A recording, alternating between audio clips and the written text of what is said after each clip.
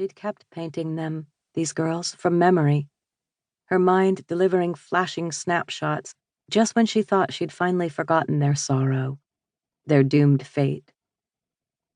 She'd thought then, as she often had over the past 20 years, of running back to Eamon, back to the island after all this time gone, decades now.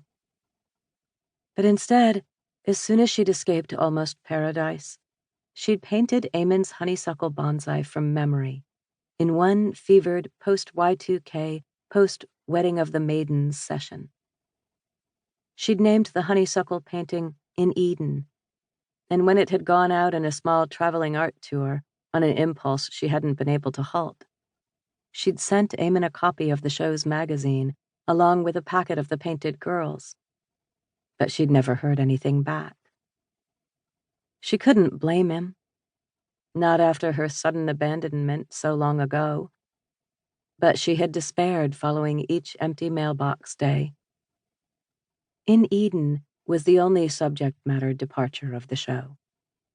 Derek had hung it by itself in the back alcove, said people would buy the others, all the girls, just because of it. And he'd been right. The honeysuckle calling its children home, seed pod babies cradled tight in its roots. The show had been the success Derek had predicted from the start.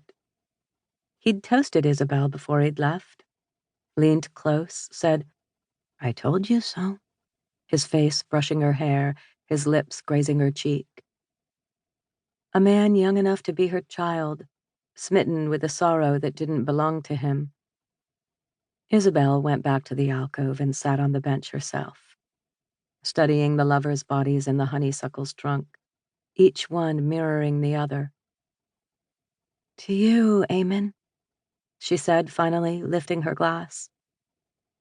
Derek had tried to put the honeysuckle painting up for sale, too, said it would bring top dollar, but Isabelle told him it wasn't hers to sell, that she needed to take it to its rightful owner. She stood and gently lifted it off the wall. "It's time to go home," she said.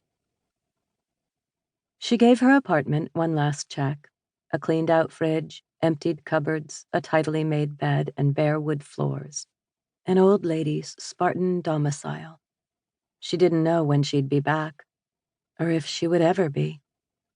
She was tired of trying to pacify people who would never understand. People from a world where you could live happily ever after. A world where a mother didn't give up her firstborn daughter, her only child. A world where virgin child brides weren't given over to a 50-some-year-old man to impregnate for his end-of-the-world new millennium and told that it was God's will. A world where you didn't bury pregnant girls or their stillborn babies under a cult's palaver tree, declaring it divinity, heaven just another form of the girl's hell. She grabbed an age-softened flannel shirt and flattened it against the bed, smoothing the creases before folding it for packing. A thing kept for so long. When she'd been going through the apartment before the show, she'd found it in the far reaches of the back cupboard. And when she'd pulled it out, there it was, still caught in the shirt's folds after all these years, the island's damp musk and cedar. A hint of salt air.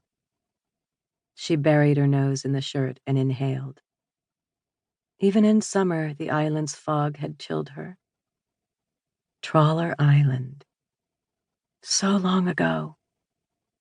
She thought of the young woman she'd been then and wanted to go back. Tell her to stay.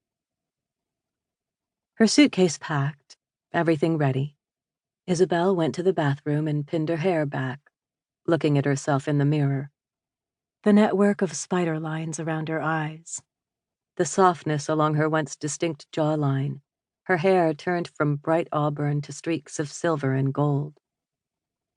She opened the box on the counter and folded back the tissue inside. She'd kept Eamon's marriage present all this time. Honeysuckle bonsai earrings. His beautiful tree cut out in profile on wooden circles, its sweeping canopy painted green, the lovers still visible in its trunk. She fit the earrings carefully.